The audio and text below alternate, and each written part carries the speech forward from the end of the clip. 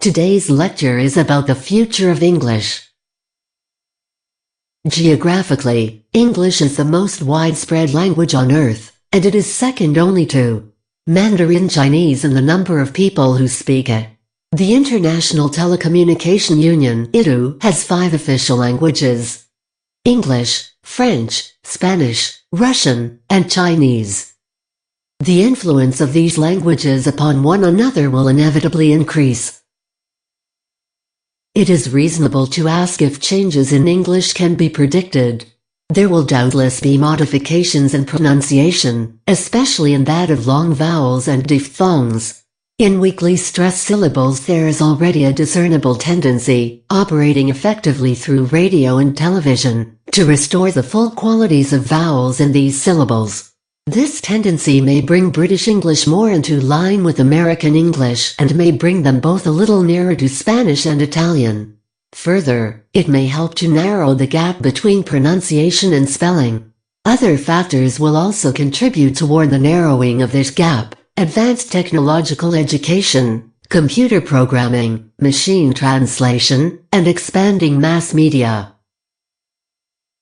Spelling reformers will arise from time to liven up proceedings, but in general, traditional orthography may well hold its own against all comers, perhaps with some regularization.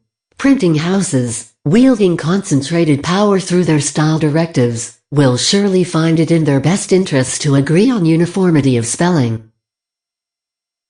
Encyclopedic dictionaries, computerized, universal, and subject to continuous revision, may not go on indefinitely recording such variant spellings as connection and connection, judgment and judgment, labor and labor, medieval and medieval, plow and plow, realize and realize, through and through.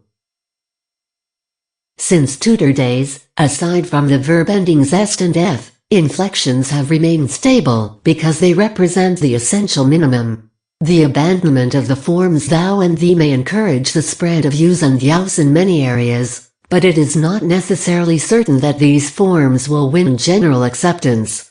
The need for a distinctive plural can be supplied in other ways, for example, the forms you all, you fellows, you people.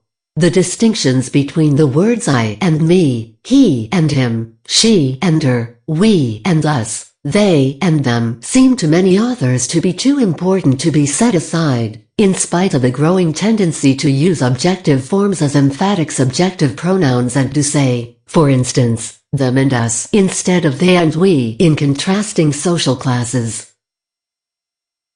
Otherwise, these distinctive forms may remain stable. They are all monosyllabic, they are in daily use, and they can bear the main stress. Thus they are likely to resist leveling processes. Considerable changes will continue to be made in the forms and functions of auxiliary verbs, catenative linking verbs, phrasal verbs, and verb phrases. Indeed, the constituents of verbs and verb groups are being more subtly modified than those of any other word class. By means of auxiliaries and participles, a highly intricate system of aspects, tenses, and modalities is gradually evolving. In vocabulary, further increases are expected if the present trends continue.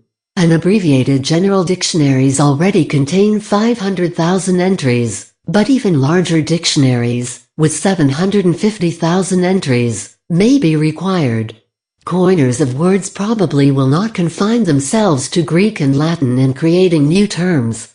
Instead, they are likely to exercise their inventive powers in developing an international technical vocabulary that is increasingly shared by Russian, French, and Spanish, and that is slowly emerging as the universal scientific language.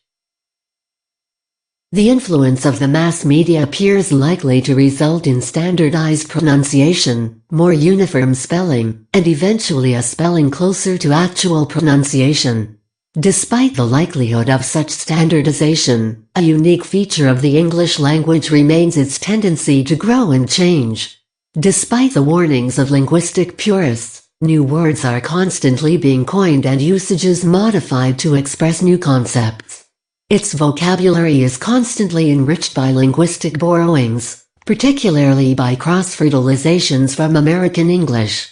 Because it is capable of infinite possibilities of communication, the English language has become the chief international language. Now the lecture has come to end. There are references to the materials used for this lesson. Many thanks for your attention.